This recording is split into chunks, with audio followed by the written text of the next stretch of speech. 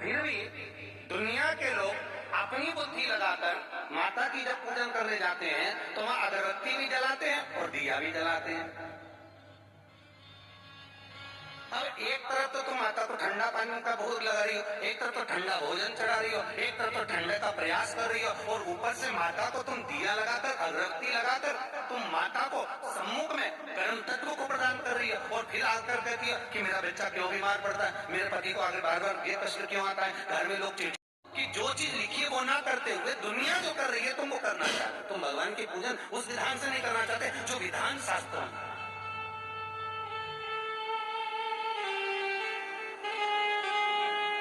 जो शास्त्रार्थ विधान करता है।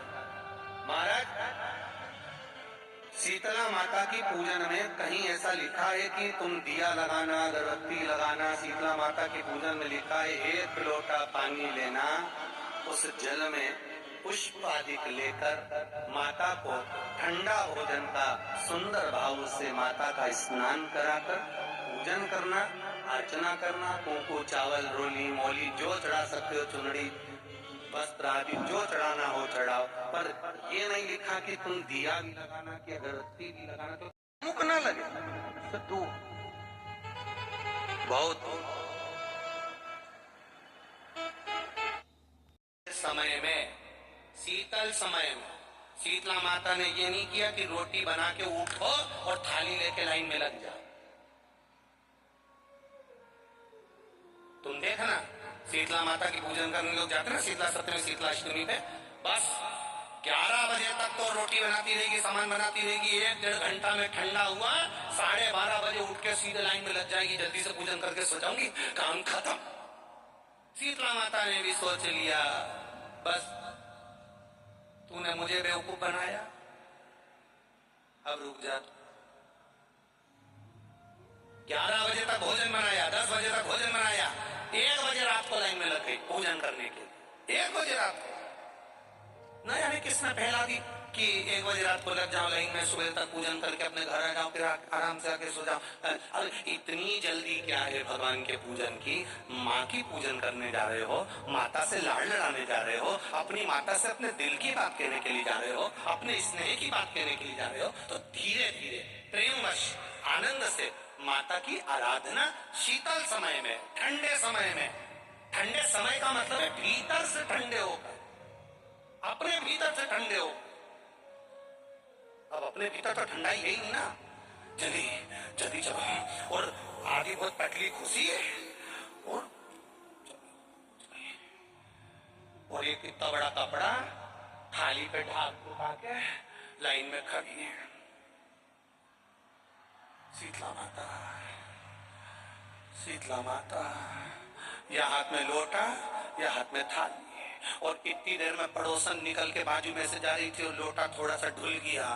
अब यहाँ शीतला माता की पूजन करने आई और ये हो गई चंद्र घंटा, लोटा जरा सा ही पानी का झलका, देखी नहीं जा सकती, ठंडा भोजन हाथ में, लोटा ठंडा पानी का, और अंदर अग्नि। शीतला माता भी कह रही इसको अजान दो पहले, इसको क्या मतलब?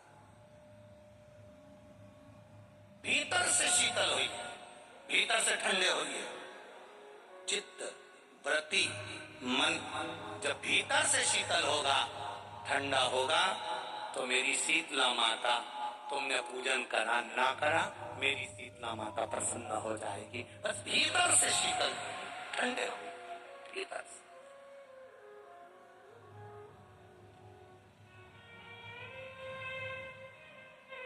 मां शीतल होगा, ठंडा होगा, तो मेरी शीतला माता, तुमने पूजन करा ना करा, मेरी शीतला माता प्रसन्न हो जाएगी। बस भीतर से शीतल होइए, ठंडे होइए, भीतर से।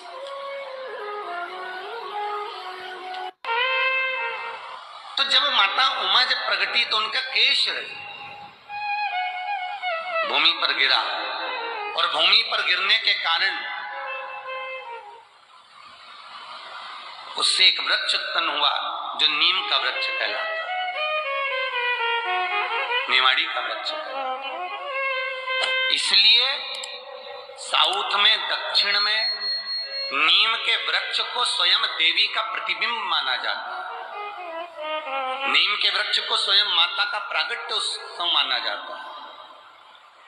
नीम के वृक्ष को स्वयं देवी का भाव वर्णित किया जाता है। और बहुत सुंदर बात है महाराज जी, जिसके शरीर में माता निकल गई हो, दाने दाने पड़ गए हो पूरे शरीर में, बुखार भी बहुत तेज आ रहा हो और पूरे शरीर में माता जी निकल गई हो, एक लोटा पानी जिसके शरीर में माता जी निकली है उसके पास में रख दो और वो पानी उठाकर नीम के पेड़ में उस व्यक्ति के ऊपर से 7 बार उतार के नीम के पेड़ में डाल दो। 3 दिन के अंदर उसकी माता जो शरीर में निकली हुई है, दाने दाने पड़े हुए हैं, जो बुखार बहुत तेज आ रहा है, उसमें धीरे धीरे आराम मिलना प्रारंभ हो जाता है। यहां तक शास्त्र कहता है कि किसी व्यक्ति को अचानक बहुत तेज बीमार आ गया, बहुत तेज बुखार आ गया, या एकदम, हम तो यहां तक कहेंगे कि ये वायरस चल रहा है, महामारी चल रही है और कंठ में भी आपको अगर जलन पड़ रही है, कंठ रुक रहा है, बुखार बहुत तेज आ रहा है, शरीर में ताप है, डॉक्टर को दिखाओ मना नहीं है, सब कुछ करो मना नहीं है, पर 1 लोटा पानी अपने ऊपर से उतार कर 21 बार नीम के पेड़ में ले जाकर नाम गोत्र बोलकर डाल दीजिए और नीम के पेड़ के नीचे की मिट्टी को अपने कंठ पर लगा लीजिए। 20 से 25 मिनट बाद आपको आराम लगना प्रारंभ हो जाएगा। ये उमा देवी के समय भगवान के सम्मुख में जब भगवान शंकर के साक्षी में जब पहुंचे, आपके सामने पूजन में कोई भी सामग्री नहीं है, आपके पास में न दिया है, न बाती है, न गर्भवती है, न चंदन है, न कपूर है, न कोई सामग्री है, केवल एक आंख का पुष्प और 1 लोटा जल आपके पास में है। शिवालय में पहुंचकर शीतल आरती का प्रयोग करो। 11 बार भगवान शंकर के 11 रुद्रों का स्मरण कर कर जब 11 बार शंकर के शिवलिंग के ऊपर से नीचे तक कलश को जब घुमाया जाता है और घुमाने के बाद वो आंख का जो पुष्प है वो अशोक सुंदरी वाली जगह पर समर्पित कर कर भगवान शंकर को जो जल चढ़ाया जाता है, जो जल समर्पित किया जाता है, डॉक्टर भले तुमसे कह रहा हो कि तुम्हें बड़ी बीमारी के चांस हैं, आप जाकर एक बार चेक कराना, तुम्हें वो बड़ी बीमारी निकलेगी ही नहीं, उस रोग से तुम मुक्त हो। Welcome to a brand new season of the Rockford Circle. I'm Chitra. बात पता नहीं। श्री शिवाय नमस्तुभ्यम। मित्रों, आज